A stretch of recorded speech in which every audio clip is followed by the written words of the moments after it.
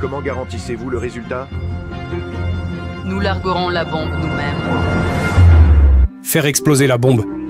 Ça ressemble à de la folie pure. Est-ce que quelqu'un de sain d'esprit pourrait vraiment prendre une telle décision? Et est-ce que quelqu'un pourrait vraiment tirer profit d'un apocalypse nucléaire?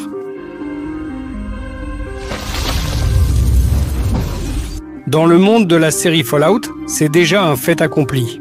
Et derrière cette décision se trouve la société Vault-Tec. Bad Haskins. Je supervise toutes les questions en Californie du Sud. Que cherche Vault-Tec? Pourquoi ont-ils fait exploser la bombe? Comment Hank McLean et les employés de la société ont-ils survécu 200 ans après la catastrophe? Et que se passe-t-il dans les abris? Salut, j'ai décidé de dire bonjour. Bonjour. Cette vidéo s'adresse avant tout à ceux qui ont encore des questions après avoir regardé la série Fallout. Mais si tout est parfaitement clair pour vous, vous pouvez simplement vous rafraîchir la mémoire et vous plonger dans l'atmosphère inoubliable de Fallout.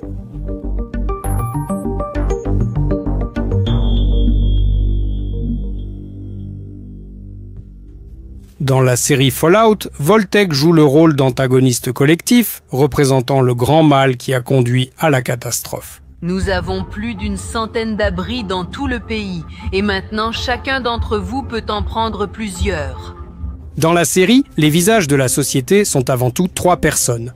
Bad Haskins, Hank McLean, le père de l'héroïne principale, et bien sûr Barb Govard, l'épouse de Cooper Govard, le ghoul. Tout au long de la première saison de la série, on ne nous donne que de petits fragments d'informations, ce qui ne permet pas de se faire une idée complète. Les détails ne sont révélés que dans le dernier épisode, expliquant les motivations de cette organisation. Cependant, pour mieux comprendre l'essence de Vault-Tec, il vaut d'abord la peine de se familiariser avec l'histoire brève de cette corporation. Nous allons principalement nous appuyer sur la version de la série, et non sur celle du jeu. Je vous prie d'en tenir compte.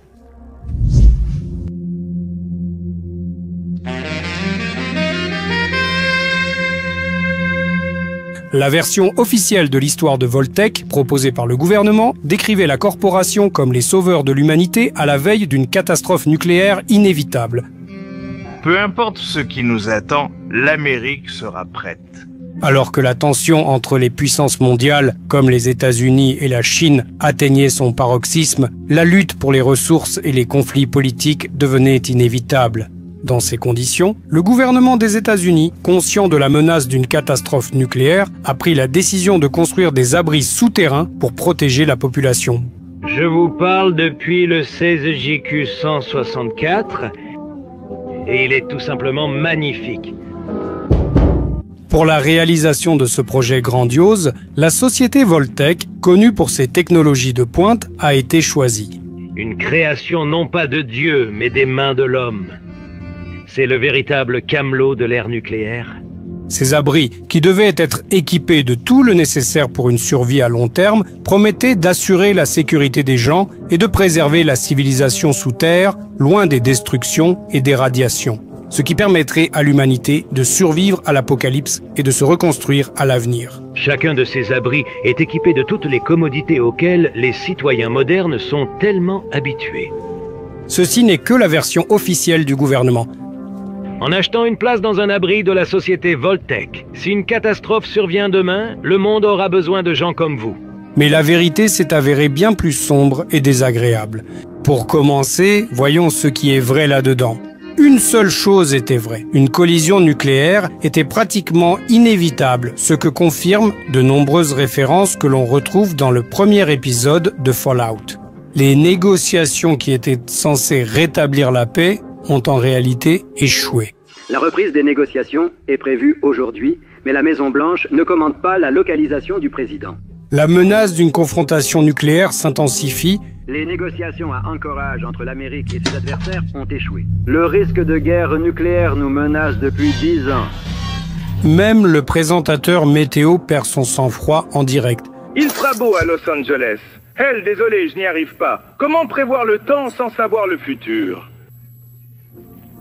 En conséquence, un groupe de personnes dotées de pouvoirs et de ressources en est venu à la conclusion que si l'affrontement est inévitable, il faut le diriger et en tirer le maximum de bénéfices. C'est ainsi qu'est née la décision de déclencher eux-mêmes un conflit nucléaire. Mais quel était leur plan et quel avantage cherchaient-ils à en tirer exactement ?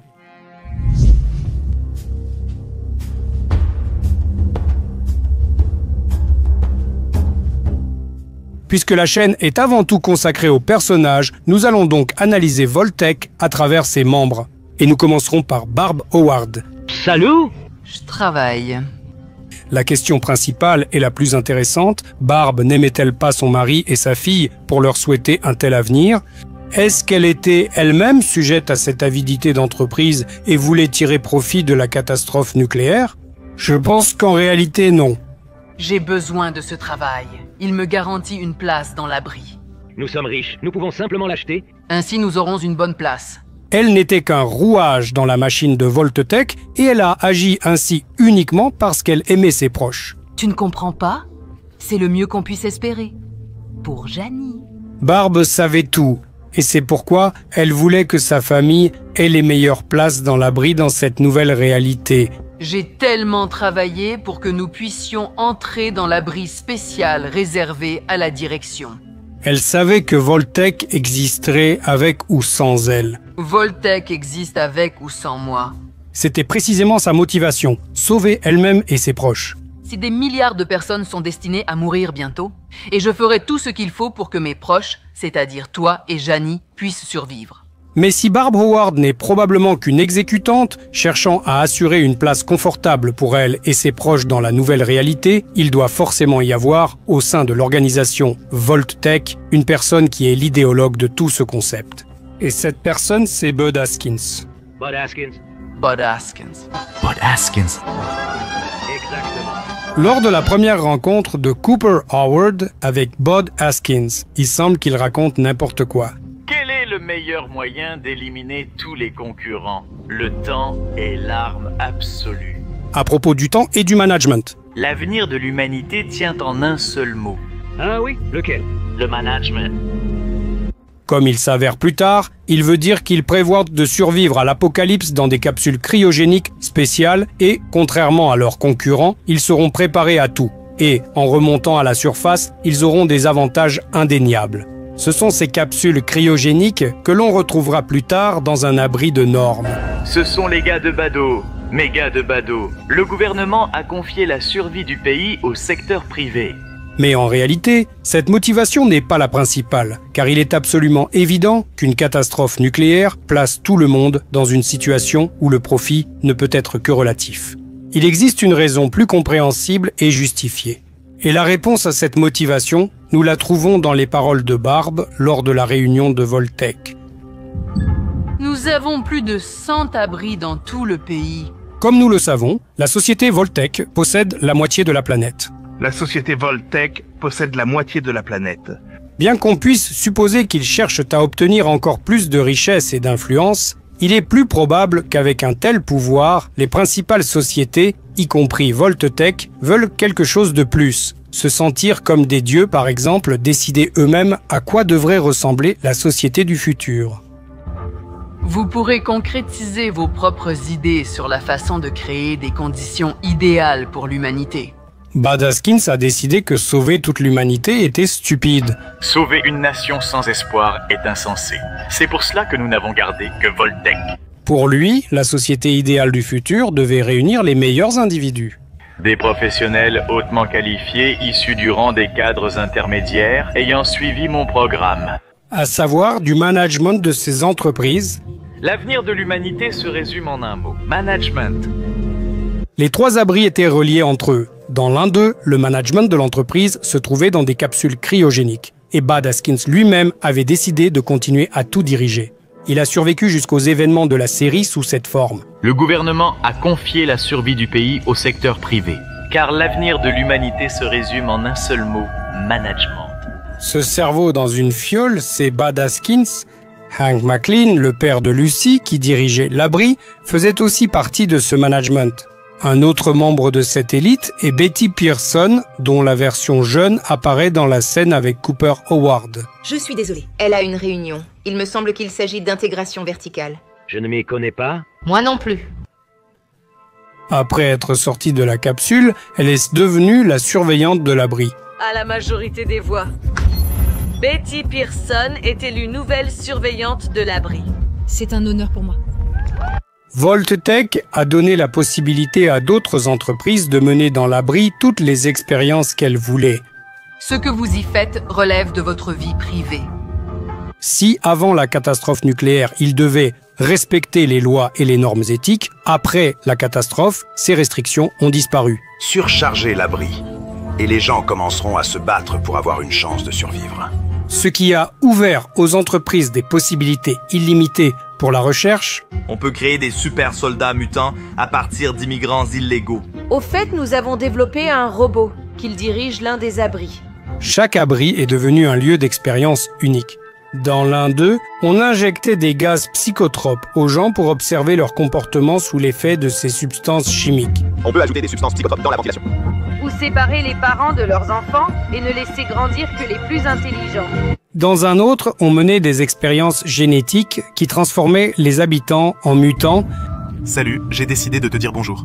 L'un des abris les plus cruels exigeait de ses habitants des sacrifices annuels. S'ils ne sacrifiaient pas l'un des leurs, l'intelligence artificielle qui gérait l'abri menaçait de tous les exterminer.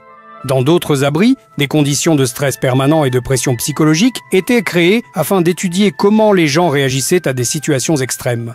Cette expérience massive et inhumaine visait à étudier la nature humaine et les possibilités de contrôle. C'est pourquoi Barb Howard tenait tant à se retrouver dans le bon abri. J'ai besoin de ce travail, il me garantit une place dans l'abri. On peut simplement l'acheter? Comme ça, on aura une bonne place. Ainsi, la société Voltec a décidé d'initier un conflit nucléaire pour au moins 2 raisons. Selon eux, la catastrophe nucléaire est devenue inévitable à cause des crises énergétiques mondiales qui ont mené le monde au bord du gouffre. Ils ont conclu qu'en cas de catastrophe inévitable, mieux valait la diriger dans la direction souhaitée. De plus, des possibilités impressionnantes se sont ouvertes à eux, permettant à l'élite ivre de pouvoir de se sentir comme des dieux, et de commencer à mener des recherches de ce genre que personne n'aurait permis en temps normal. Ce qui illustre à quoi peut mener un pouvoir sans limite est l'absence de barrières morales. Et si vous êtes un spectateur régulier, dites-moi si vous aimeriez voir plus de critiques sur l'univers de Fallout, ou peut-être que vous seriez intéressé par autre chose.